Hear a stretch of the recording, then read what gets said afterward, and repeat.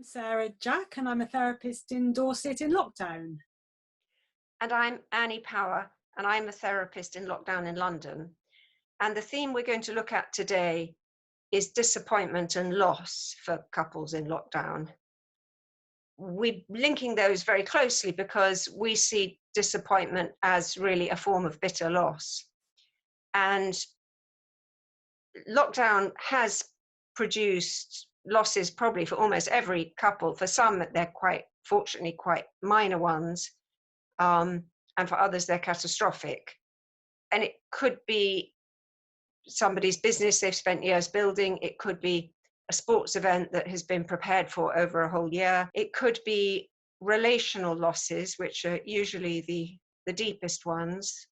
There are many cases of young couples having their first baby, and the woman in labour would have liked her mother there. She can't have her mother. She can't perhaps even have her husband. And there are many couples where one is working on the front line in key services and is therefore very prone to infection and has to live separately from a vulnerable partner. So there are losses for couples of different ages, disappointments, and when we think of loss, we think of grief. These losses involve grief, and in some cases there will be actually that somebody has died, and as we know, the sad cases where people aren't able to attend the funeral. So there could be quite a lot of grief. And when we think about that in relation to a pursuer and a withdrawer, which is the pattern we've been looking at, then we can recognize very quickly that these two partners will have different styles of grieving.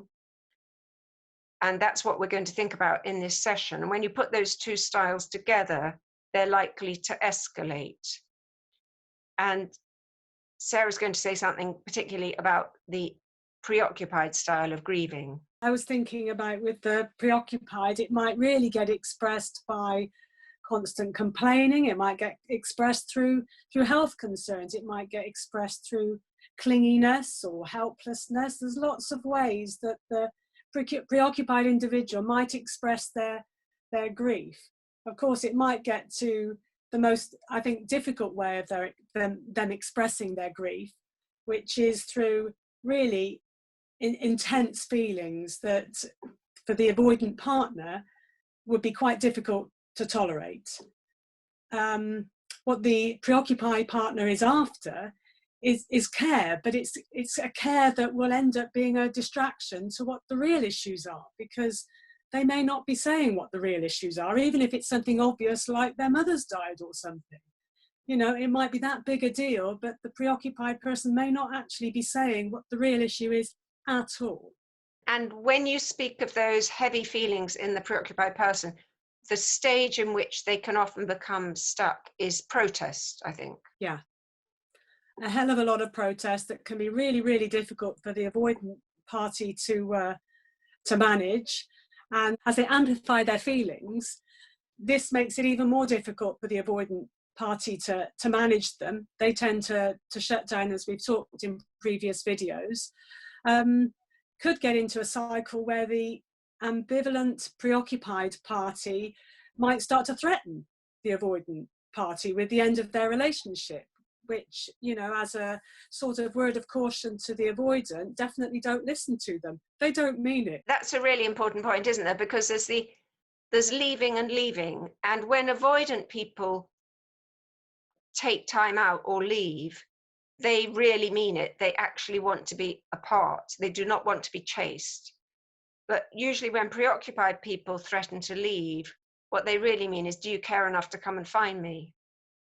Yeah, it's much more of a test. I think too that what can happen here is that if the preoccupied party is feeling intense feelings and an intense state of protest, actually the avoidant, you know, made the more difficult and less attractive side of the avoidant is that they can become not just withdrawing, but also withholding. And they've kind of learnt that they can communicate their anger with withholding the very thing that the preoccupied party is after, so that they know they can hurt the preoccupied person with actually removing themselves. At the same time, that is their style, but it has a double message of they can communicate their anger that way too.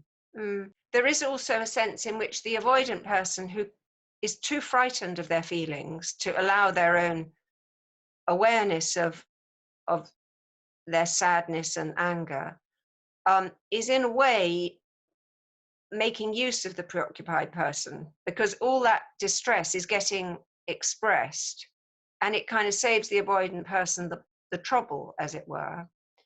And the spiral that then happens is that the preoccupied person, they're longing to see the same grief in their partner and to know that there's a connection. And they hope that by showing theirs, they can evoke it, but it doesn't work that way. The more the preoccupied person overflows with distress, the more the avoidant person holds himself together. And the risk for partners is that they fall into roles of, one is the very competent coping adult, and the other is the falling apart child. And the more they're in those roles, the more it becomes polarized.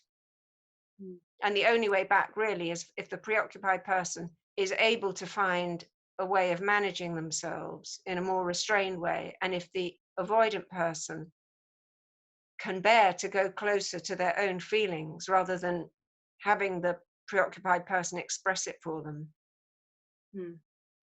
Yes, I think it really does mean the preoccupied has to really hold on tight to their feelings and not feel that somehow they've got to give them all to the avoidant party that can't actually cope with them.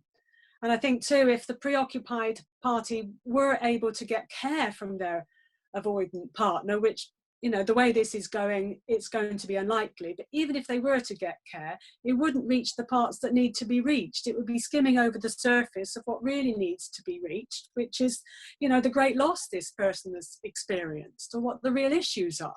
I'm thinking about this question of the partners caring for each other, because of course the avoidant partners are quite often good at instrumental care, meaning they're good at doing caring tasks like making a meal. They're less good at staying with and listening to the burden of pain. But I'm thinking that this escalation between pursuer and withdrawer, where the more one, the more the other, the more the other, the more the first, we've described this many times, and I think people might be thinking, well, yes, we've got that now. What might be a solution to this? And we do have something to say to that in a way is very simple to say, but it's almost a lifetime's journey to manage. And that is for whether a partner is preoccupied or avoidant, the primary task is the recognition that the problem here is not my partner, it's the pattern that gets evoked between us. And the thing that triggers my responses is not really my partner, it's the vulnerable feelings in me. That's the real energy behind my reactions. And so that's an issue of recognition. And then secondly, it's how we learn to tolerate our own feelings. If we can tolerate our own feelings, we'll be able to tolerate our partner. Or if they're intolerable, then we probably need to leave. But by far the majority of couples, our problems are in tolerating our own discomfort. And that means very, very basic feelings of feeling alone. And of course, there's nowhere more alone than in a couple. Feeling alone or feeling that I don't matter. These are very primal kind of feelings that drive us in a row. Yeah, those deep feelings of uncared forness and likely individuals that haven't been well attended to in their childhoods. I think you've made some really good points. Is there anything else we can say about how we as adults learn to recognize the patterns, recognize our own feelings and live with them? I think for the preoccupied, it's such a massive task. They've got such big feelings inside themselves, and trying to put a pause button on or pulling back or whether they can pour it all into a diary, or a good friend that's able to help them hold back from the intense blame that they might want to put at their partner's door. It really, I think, takes the preoccupied pulling back and maybe the avoidant tuning in. But I think they're both massive tasks, because the avoidant very often doesn't know what they're feeling. You know, it's not a case of being able to necessarily recognize those feelings. They don't always know what they are, and the whole feeling thing feels very shameful to them. Meanwhile, the preoccupied is so full of an abundance of feelings. Pulling back from those and putting a pause button on, I think, is a tremendous challenge. Self-compassion is very relevant to both parties, and a lot of people find mindfulness helpful, both for the avoidant to tune in to their feelings and for the preoccupied person to learn to sit with them. I mean, I think if they can find a language together where they realise, yep, I'm too little, you're too much, or something like that, whatever language they can have between them, and one of them can actually say, hey, do you think we've got caught in that cycle, even though the content of this row is different to the last row? Wait a minute, I think we're caught in that cycle again. It might be that might be able to help, if just one of them can put a flag up. I think that's the best possible intervention for either partner, to be able to say, we're doing it again. We're doing it again. Thank you for listening. Having your partner in front of you day and night is not really a turn on. It's not what keeps things fresh.